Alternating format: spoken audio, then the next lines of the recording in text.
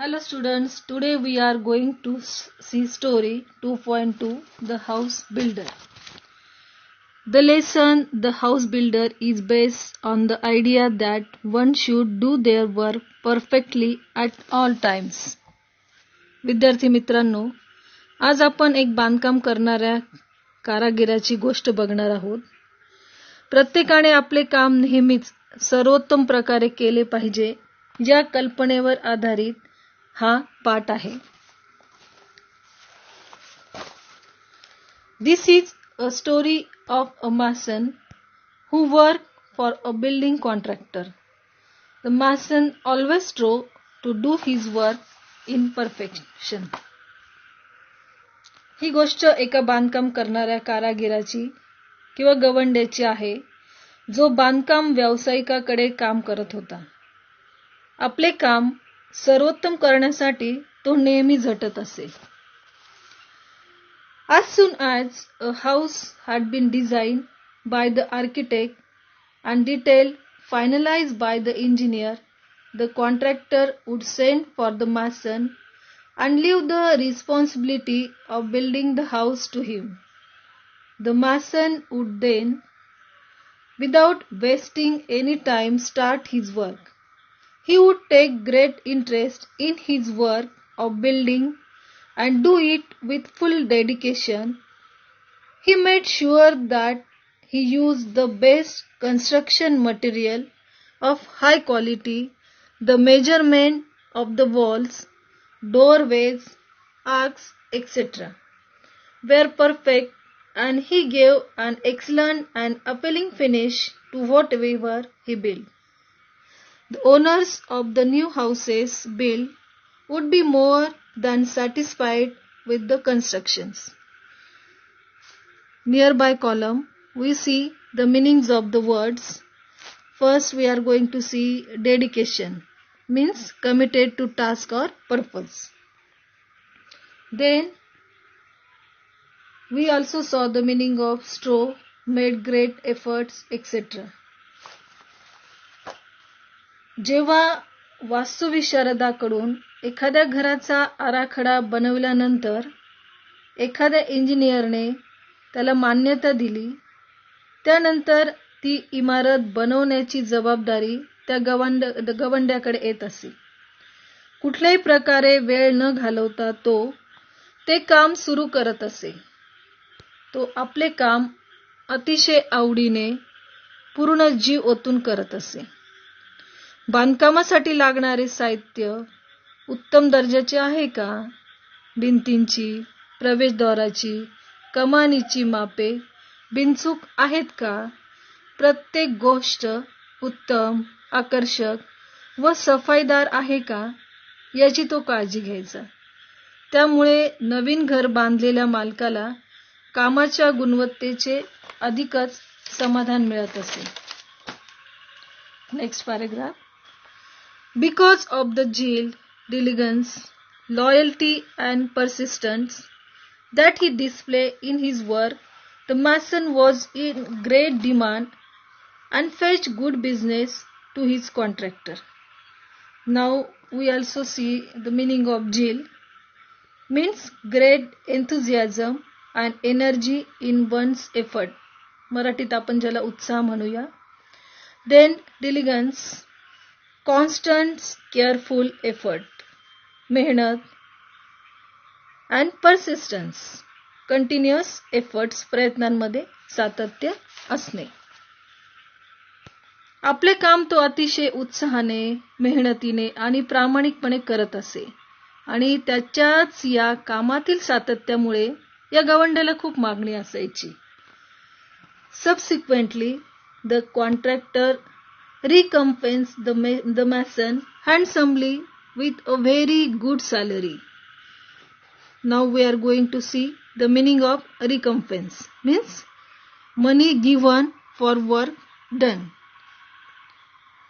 आता तो जो काम करत असे त्यामुळे मालकाला खूप कामे मिळायची आणि त्याबद्दल तो जो काही कंत्राटदार होता तो या गवंड्याला कामाचा उत्तम मोबदला देत असे. He could meet the needs of his family sufficiently without any scarcity. आणि त्यामुळेच आपल्या कुटुंबाच्या पूर्ण गरजा तो सहज भागवू शकत असे. आता साहजिकच आहे, उत्तम प्रकारे मोबदला मिळाल्यामुळे, चांगल्या प्रकारचे पैसे मिळाल्यामुळे आपल्या कुटुंबाच्या ज्या काही आवश्यक गरजा, त्यांना लागणाऱ्या गोष्टी तो सहज त्याची पूर्तता करू शकत असे. The mason thus continued working with great devotion for many years, till he became a grandfather. And then he decided that it was time to retire and spend time playing with his grandchildren. अशा प्रकारे तो अगदी निष्ठेने वर्षानुवर्षे काम करत राहिला, अगदी आजोबा होईपर्यंत. त्यानंतर मात्र त्याने निवृत्त होण्याचा विचार केला आणि राहिलेला वेळ आपल्या नातवंडांसोबत खेळण्यात घालवावा असं त्याने विचार केला. आता आयुष्यभर त्याने अतिशय कष्ट केलेले होते आणि साहजिकच त्याला आता असं वाटायला लागलं की कुठेतरी आता आपण थांबावं आणि उरलेलं आयुष्य जे आहे कुठेतरी आपल्या नातवांसोबत आणि त्यांच्याबरोबर खेळण्यात घालवावं असं त्याला वाटायला लागलं.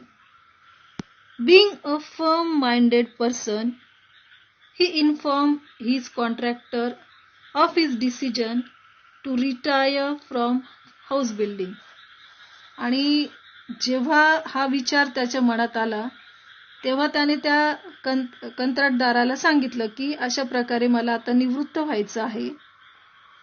The contractor was very disheartened to lose such an excellent workman and urged the mason to continue his job.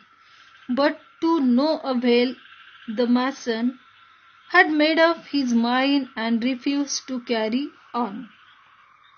Now we are going to see the meaning of disheartened, means felt disappointed. खूप निराश झाला तो. To no avail, this is a phrase, means of no use. आता निवृत्त होण्याचा विचार ऐकल्यानंतर साहजिकच आहे, इतका उत्कृष्ट प्रकारचा तो कारागीर आपल्याला गमवावा लागणार याचं त्याला फार वाईट वाटलं आणि गवंड्याने हे काम चालू ठेवावं यासाठी त्या कंत्राटदाराने त्याला विनंती केली, परंतु त्याचा काही उपयोग झाला नाही.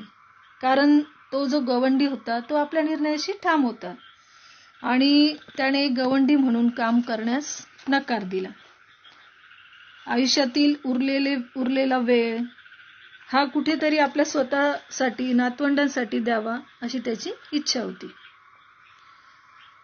Finally, the contractor convinced the mason to build one last house on a beautiful and convenient site as a special favor. The mason agreed to do so with great reluctance, not too happy either. Now, there is a meaning of reluctance, means unwillingness. इच्छा नसताना देखील.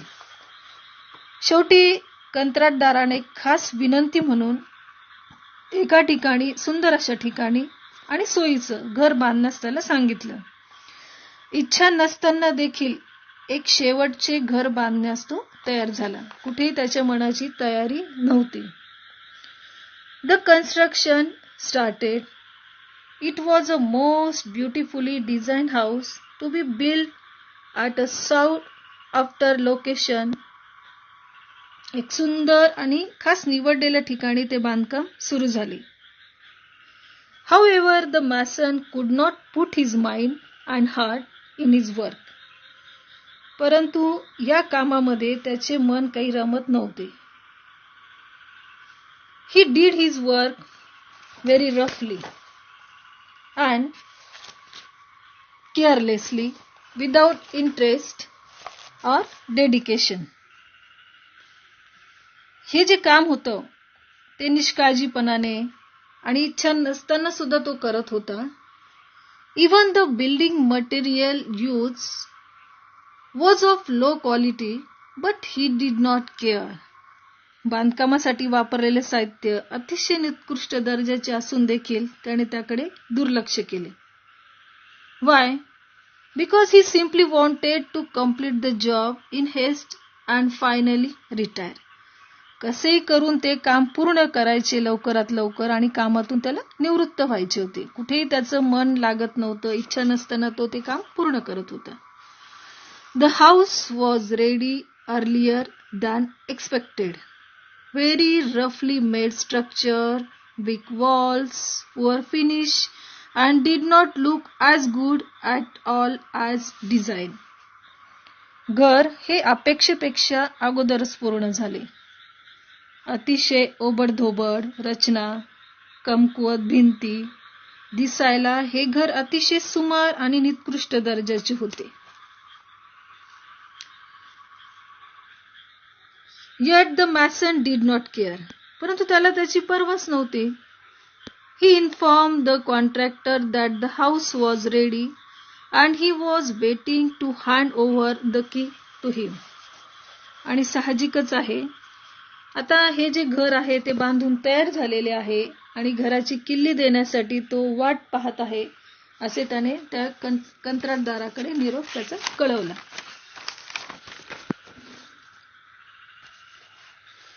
The contractor arrived at the site. He had a file of legal documents. आता निरोप मिळाल्यामुळे साहजिकच आहे, आपल्या अतिशय विश्वासू असा गवंड्याकडून तो निरोप आल्यामुळे कंत्राटदार नवीन बांधलेल्या घराच्या ठिकाणी आला.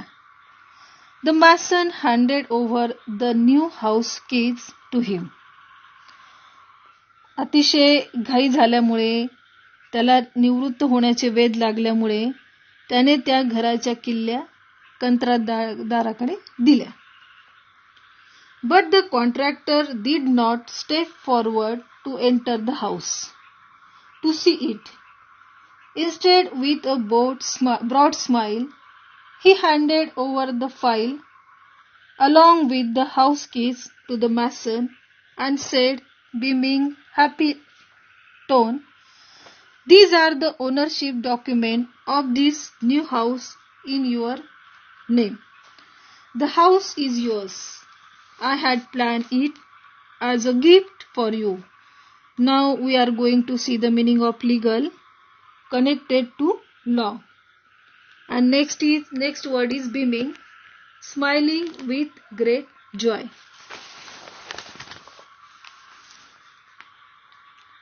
आता तो घर बघायला पुढे आला नाही आणि त्याने ती फाईल आणि किल्ल्या त्या गवंड्याकडे सोपवल्या आणि आनंदाच्या स्वरात तो म्हणाला, "हे नवे घर तुझ्या नावावर करणारी ही कागदपत्रे आहेत. हे घर तुझे आहे. ते मी तुला भेट म्हणून देण्याचे ठरवले होते."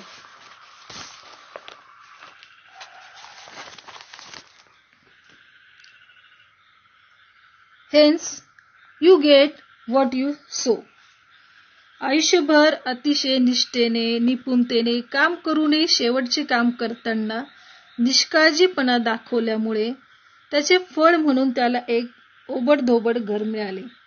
ज्यावरून आपण जे पेरतो तेच उगवते, हा संदेश देखील आपल्याला या पाठातून मिळतो. Now students, we are going to see English workshop. आता आपल्याला प्रश्नोत्तर जे आहेत ते सोडवायचे आहेत. धड्याखालील जे इंग्लिश वर्कशॉप हा जो भाग आहे तो आपण बघणार आहोत. Question 1. Find from the story the noun form of the following. आता आपल्याला दिलेल्या शब्दांपासून नामे बनवायची आहेत. First word is dedicate and noun of that word is dedication. Number 2, measure and the noun is measurement. Number 3, word is there decide and noun is decision. Number 4, perfect and noun is perfection. Number 5, word is own and noun is owner. Number 6, give, and noun is gift. Number 7, word is responsible, and noun is responsibility. And last one is persist and persistence. In this way, we finish question 1. Now,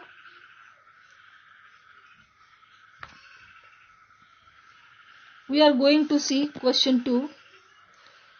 Choose the proper phrase, expression to complete the sentence meaningful. आता यामध्ये ज्या phrases दिलेल्या आहेत कंसामध्ये त्या आपल्याला वाक्यात वापरायच्या आहेत. फ्रेजेस आहेत to send for, with full dedication, in great demand, to meet the needs of, make up one's mind, to no avail, to hand over.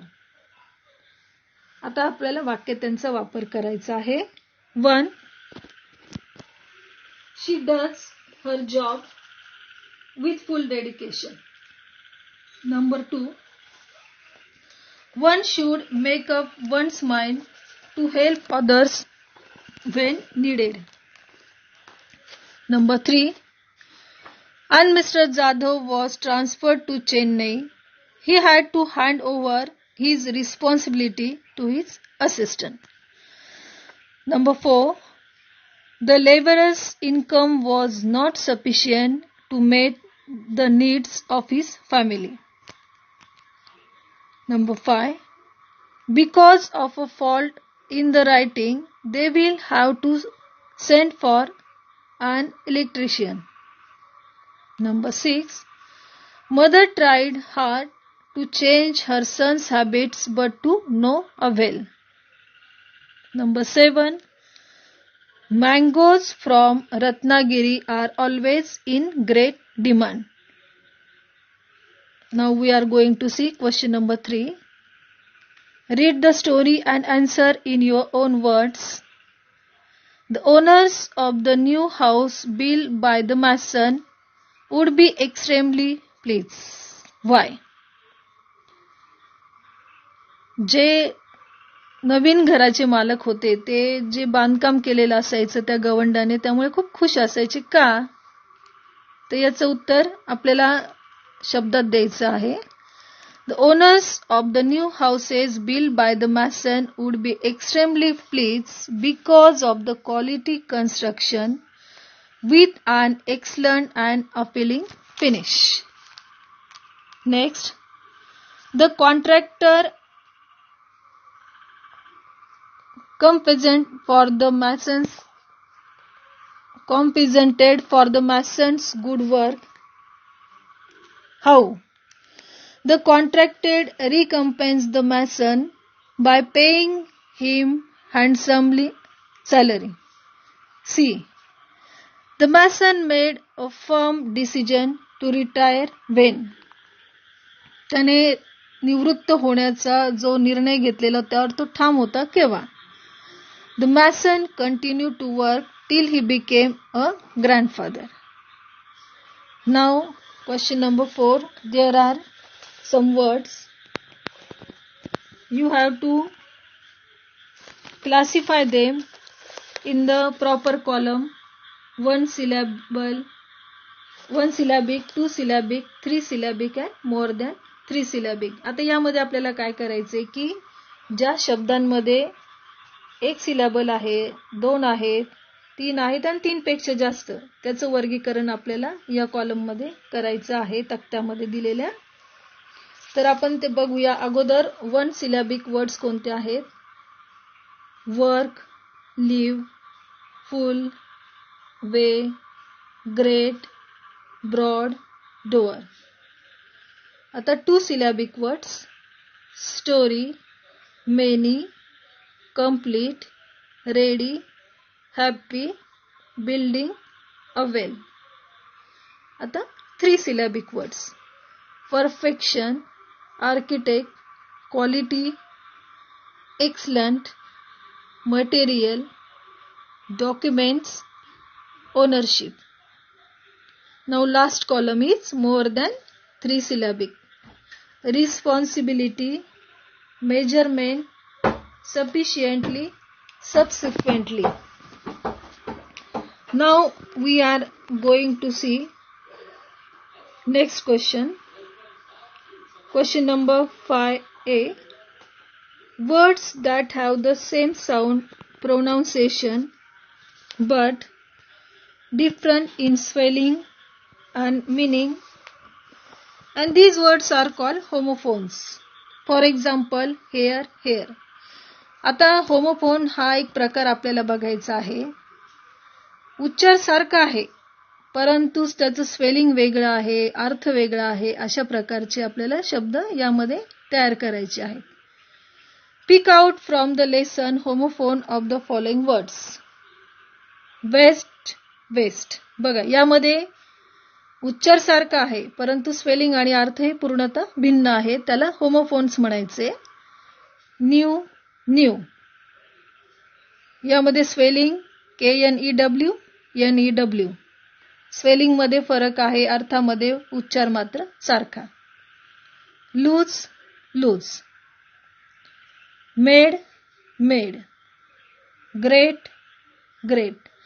आता या सर्व शब्दांचं निरीक्षण केल्यानंतर तुम्हाला त्यांच्या उच्चारामध्ये असलेला सारखेपणा जाणवेल आणि त्यामध्ये मात्र त्याचं जे स्पेलिंग आहे आणि त्याचा अर्थ यामध्ये मात्र आपल्याला फरक असलेला जाणवतो. याप्रमाणेच तुम्ही own, side, week, wood, sea यांचे देखील होमोफोन्स तयार करायचे आहे. आता पुढील जो प्रश्न आहे बी आणि क्वेश्चन नंबर 6 हे तुम्ही गृहपाठ आपल्या वर्गपाठाच्या वहीमध्ये सोडवायचे आहेत.